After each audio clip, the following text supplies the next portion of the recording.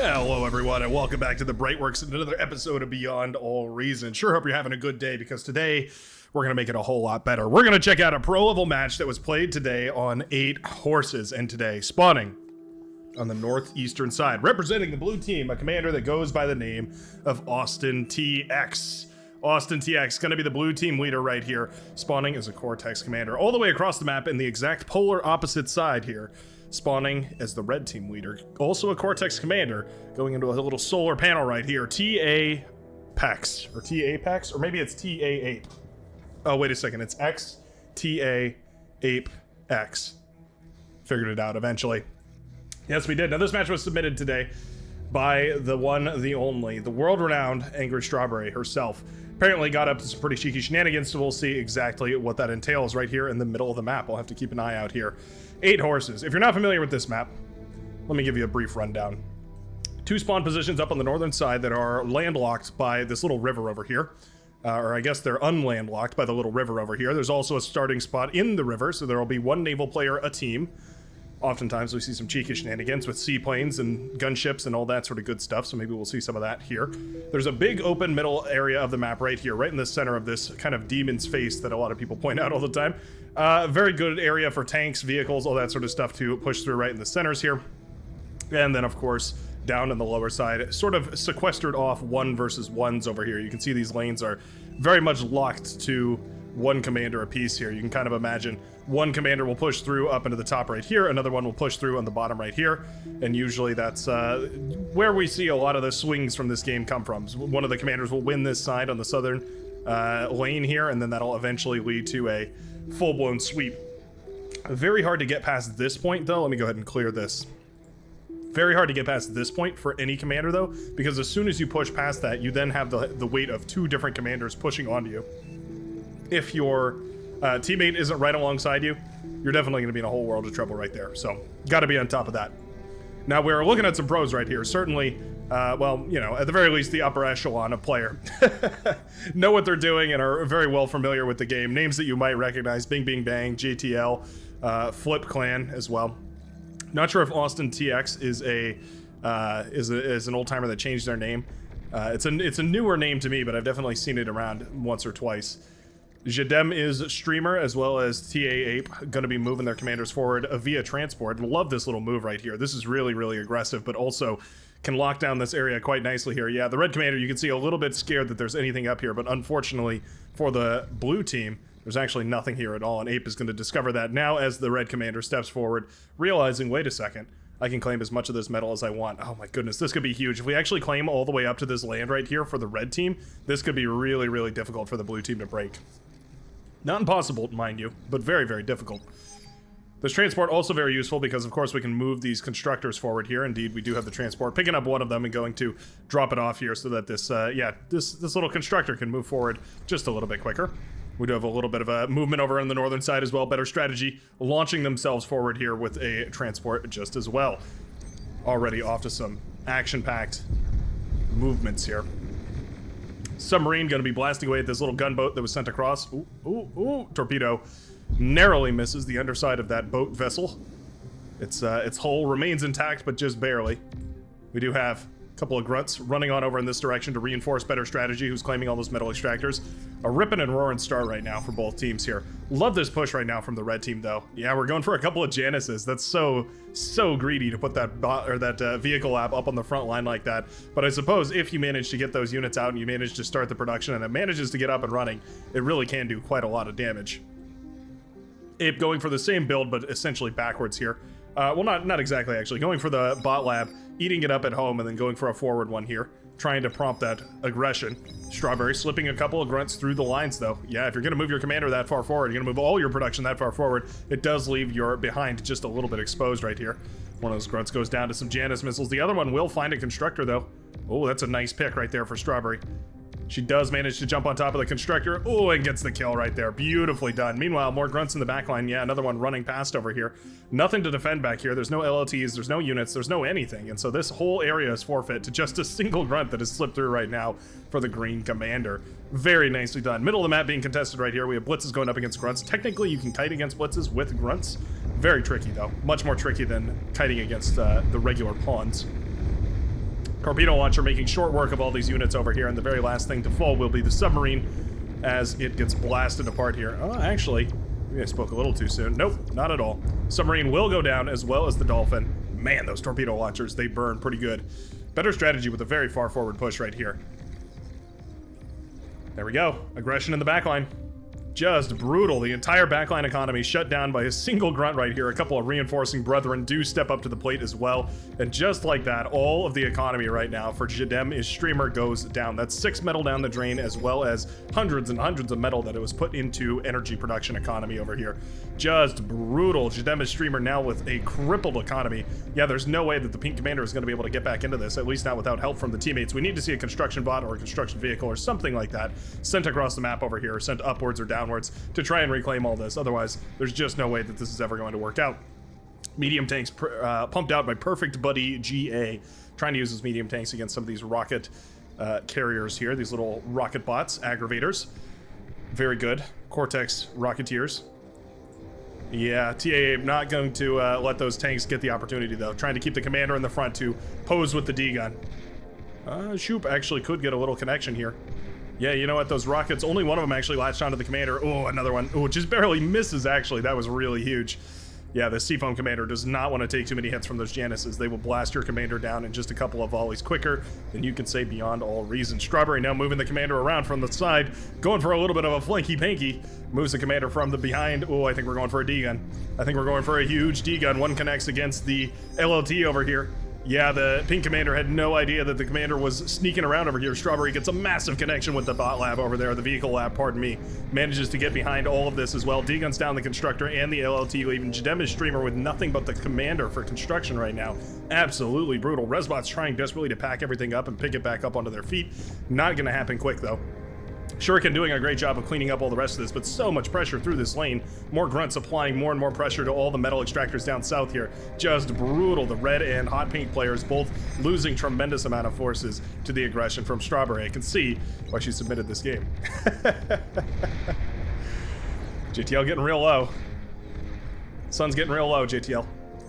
Gotta pull that commander back. Those whistlers don't do a lot of damage up front, but they sure will whittle you down after not so long. Only takes a couple of volleys in order for some of those whistlers to blow apart the commander's armor plating and cripple it. Shadema's streamer now going for a death walk here. Nothing left to lose. A little bit of rage doodling here as JTL highlights exactly where Strawberry's been applying the most pressure through. Maroon Commander sending reinforcements up to this northern area where two commanders are positioned, but it means that Strawberry has full authority to push through the middle of the map right here. Very, very nicely done. Yeah, Jadem going for a little bit of a flank, just exactly what happened to him. Although the production center is not up on the front line here for Perfect Buddy, so there's just a whole bunch of medium tanks. Yeah, actually goes for the self-D. I think it's not a bad idea. Just gonna walk forward. All right, well, you know what? That commander goes down, and it takes down the other commander with it. The powder blue commander going down with the hot pink commander. Loads of these medium tanks did survive, though, but still, wiping out that entire fortified area does open up this pathway here. Yeah, that's quite nice. Definitely quite nice. Now the advantage could turn to whoever eats up all this metal right there. That is nearly 3,000 metal. 2,500 metal on the front. Looks like Strawberry's commander went down over here as well, dealing with a whole bunch of these medium tanks. Her own force is not damaged, though, so the main casualty here was essentially just all of the maroon forces.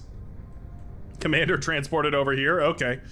Yeah, XTA looking for a cheeky play as well. Well, there you go. Transport the commander directly into the enemy base and start a D-gunning. Red commander does fly right into the main base over here. Oh, no. Looks like Strawberry has taken over this base after the commander on the southern side tapped out of the game here. Strawberry going to receive all the damage despite it not really being her base. And just like that, XTA Apex does fly the commander in. I can't believe that commander wasn't shot out of the sky by some anti-air over there. Northern side looking great for better strategy. It's already broken his naval opponent. Once you push past this section of the map, once this area is completely destroyed and most of the boats are gone, you've pretty much won this fight. 2 destroyers out and plenty of frigates right here versus just a single destroyer up for the orange commander. This would take a miracle for the cyan commander to lose. You'd have to throw your units so inefficiently, I don't even know how it could happen. Janice is trying to get a good trade right here in the middle of the map. We've also got a nice little fight going on up here. Heavy laser towers even been built to try and fortify this area. I guess it does a decent enough job. Commander picked up and moved up into the mountains over here. That's funny. Yeah, commander with, or rather the army down here with no anti-air, so that commander can't get shot out of the sky. XTA just flying the commander away to safety. Thugs and whatnot pushing forward right here as well. Strawberry suddenly with a whole lot more to manage on her plate than I think she bargained for. Incisors moving forward right now. That's about 8 incisors or so. A couple of them been blasted apart already, but 8 incisors remain and are making their way directly towards the red base over here. A couple of LLTs, but that's basically it. Ooh, yeah, we start up more construction, but there's not really any defense. That constructor is going to go down. Those windmills are going to chain react, and pop goes the red base over here. Oh no. What a crazy hit. T2 does come up right in the middle of the lab, or middle of the map right here for the red commander. Oh, fighters trying to chase down the commander. Yeah, they know it was transported around somewhere over here. Apex does capture the geothermal over here. Lovely, lovely play. Thought we were going to destroy it for a second, but in fact managed to capture it. Really nicely done. Big clash over here as grunts jump on top of the aggravators. That's a nice pick. Well, riot tank does come up. Okay, goes down before it manages to fire at any of those clumped up grunts right there. That could have been a very close call.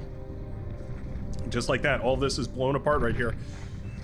Medium landmines being set up by a Twitcher over here. This is a nice little T2 fortification. Fiends are being brought up as well, and it looks like most of the aggression back here has been cleaned up. Single constructor does survive, so at the very least we're going to be able to rebuild for the red commander rather. Still a very tricky situation. At this point, Strawberry well onto T2 here, and I wouldn't be surprised if maybe we're all under T2. Yeah, we're thinking about it. We've got T2 production up on the front lines here. We've got a nice little push coming across on this side. Aggravators, well, actually getting caught. Yeah, those medium tanks actually catching a lot of those aggravators there. Frigate's going to be happy to come back, though, and contribute a little bit of firepower. Yeah, very nicely done. Frigate's going to trade out phenomenally against those medium tanks, and a whole lot of that just all goes back to Austin, who can now continue to up production. We have an air lab up right now. I wonder if we're going to go into some air constructors here. There's the T2 lab. I was wondering where production was. We do have a T2 lab up on the northern side right there for the blue commander, meaning that those T2 units are going to hit the field a whole hell of a lot quicker than the red reinforcements can manage to get to that front line. Shoop in a nice little position here. Actually, if we could D-gun down some of these tanks, that would be beautiful. That would be beautiful. Nice D-guns. There we go. 4 so far. There's 5. Yeah, very nice. Cutting that army about in half right there. Very, very nicely done. Units swarming from behind over here actually catch the red, the red player with a little bit of a flanking maneuver. Strawberry flanking multiple times in this game here, manages to get some units right behind the red production center, trying desperately to shut down all of these units over here. Those fiends putting up a good fight though. Medium tanks pushing in from the other side, trying to do whatever damage they can. Very brutal. They kill the Twitcher, which is always nice. That means no more landmines, at least until we produce another one. Shuriken are pulled to try and clean the rest of that up as well. Very, very difficult to deal with. Money flows, very low on health over here as destroyers are firing away at that commander. Don't quite get it, but it is very, very close. And here come those fiends. That T2 lab from the blue commander expressing its advantage through a little bit of technology here as those fiends start burning away the medium tanks.